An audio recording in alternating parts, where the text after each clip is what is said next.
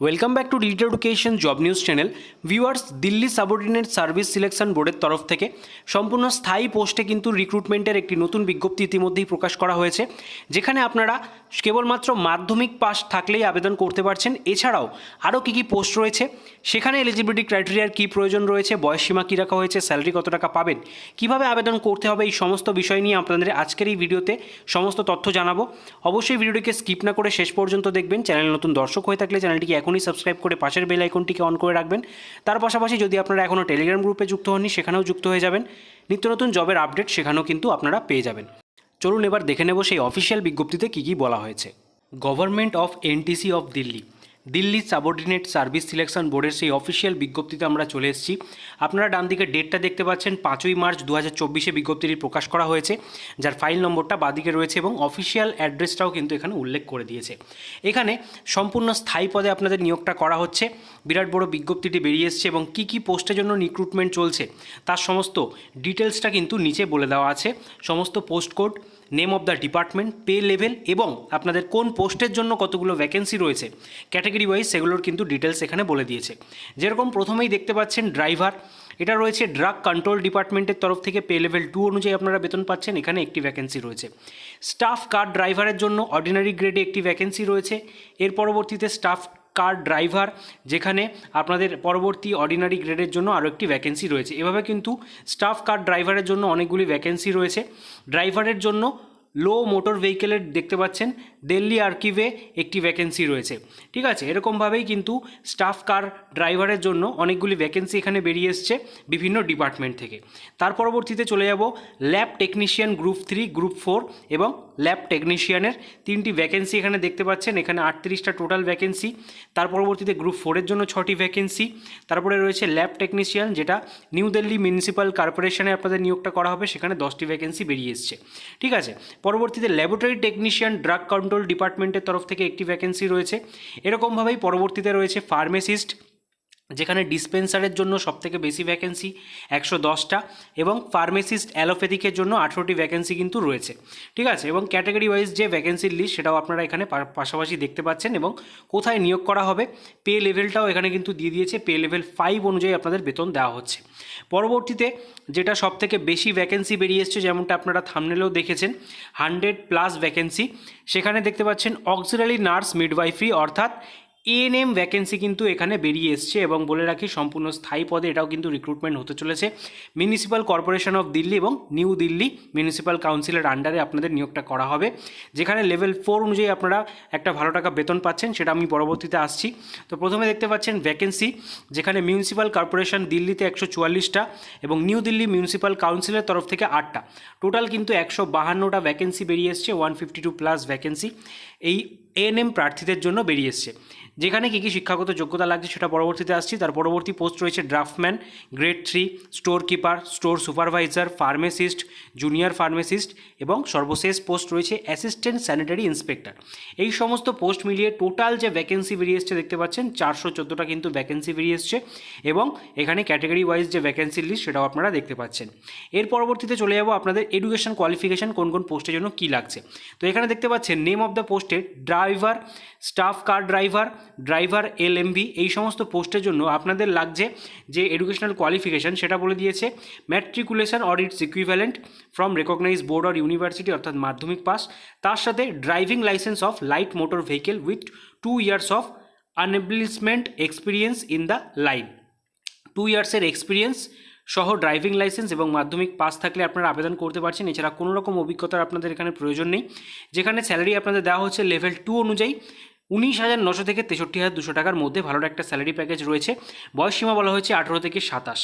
পরবর্তী পোস্ট রয়েছে department of law, justice and legal অ্যাফেয়ার্সের জন্য স্টাফ কার ড্রাইভারের, যেখানে আপনাদের 10 পাস, তার সাথে procession of valid driving licence, তারপরে নলেজ অফ মোটর মেকানিজম এবং এক্সপিরিয়েন্স এই পোস্টের ক্ষেত্রে চাওয়া হয়েছে 3 ইয়ার্সের। ঠিক আছে, এটা থাকলে কিন্তু আপনারা অগ্রাধিকার এখানে পেয়ে যাচ্ছেন। এর পরবর্তী পোস্টে যাব, যেখানে আপনাদের স্টাফ কার ড্রাইভারের জন্যই ভ্যাকেন্সি বেরিয়ে এসছে। এখানেও সেম আগের পোস্টের মতো এডুকেশনাল কোয়ালিফিকেশান মাধ্যমিক পাস এবং LMV motor vehicle licence with 2 ইয়ার্সের এক্সপিরিয়েন্স থাকলে আপনারা আবেদন করতে পারছেন।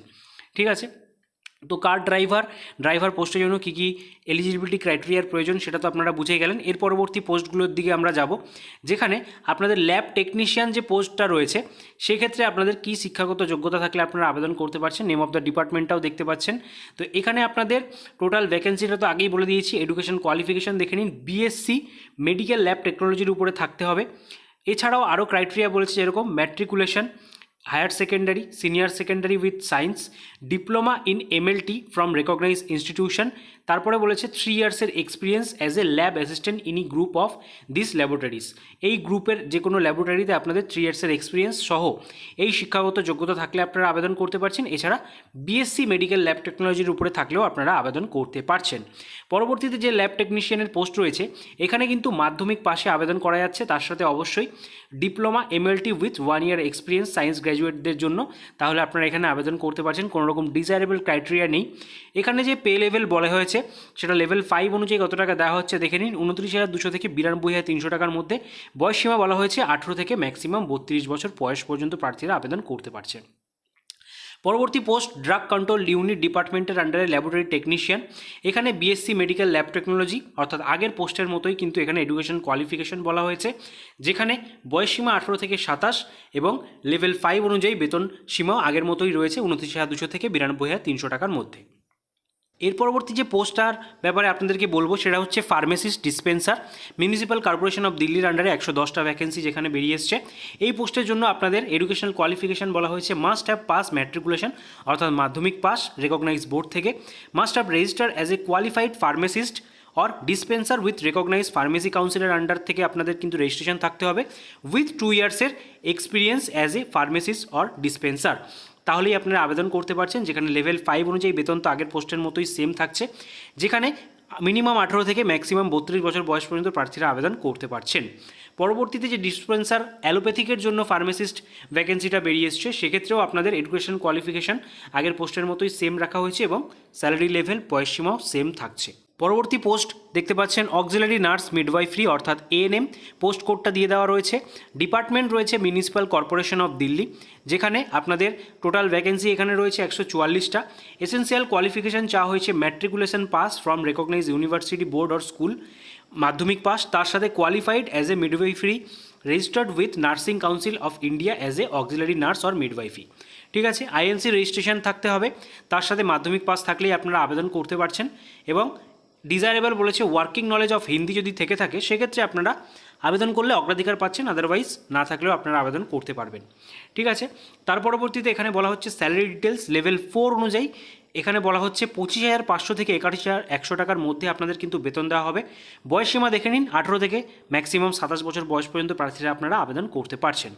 পরবর্তী যে পোস্ট রয়েছে অর্থাৎ এএনএমের যে নিউ দিল্লি মিউনিসিপ্যাল কর্পোরেশনের ভ্যাকেন্সিটা, সেখানেও কিন্তু আপনাদের সেম এডুকেশনাল কোয়ালিফিকেশান বলা হয়েছে মাধ্যমিক পাস, তার সাথে ডিপ্লোমা ইন এএনএম রেজিস্ট্রেশন থাকতে হবে। এখানে আরও একটা ক্রাইটেরিয়া বলে দিয়েছে, এটা থাকলেও আপনারা এই পোস্টগুলির জন্য আবেদন করতে পারবেন। সেক্ষেত্রে vocational course of ANM plus 10+2 lady reading health school or rural health training centre, এটা যদি থেকে থাকে কোনো প্রার্থীর, সেক্ষেত্রে আপনারা কিন্তু এই যে এএনএম পোস্ট সেই পোস্টের জন্য আপনারা আবেদন করতে পারছেন। এখানেও স্যালারি ডিটেলস সেম, 25,500 থেকে 81,100 টাকা লেভেল 4 অনুযায়ী, এবং বয়স সীমাটা এখানে একটু বেশি রয়েছে, মিনিমাম 18 থেকে ম্যাক্সিমাম 34 বছর বয়স পর্যন্ত প্রার্থীরা আপনারা আবেদন করতে পারছেন। পরবর্তী পোস্টে আসবো, যেখানে ড্রাফটসম্যান সিভিলের জন্য আবেদন চলছে, গ্রেড 3 পোস্ট। এখানে আপনাদের ম্যাট্রিকুলেশন পাস, মাধ্যমিক পাস, তার সাথে ট্রেড সিভিল আর ড্রাফটসম্যানশিপ সিভিলের সার্টিফিকেট থাকতে হবে উইথ 2 ইয়ার্স এক্সপিরিয়েন্স, তাহলে আবেদন করা যাচ্ছে। লেভেল 4 অনুযায়ী বেতন সেম থাকছে আগের পোস্টের মতোই, যেখানে বয়সসীমা 18 থেকে 27 কিন্তু চাওয়া হয়েছে।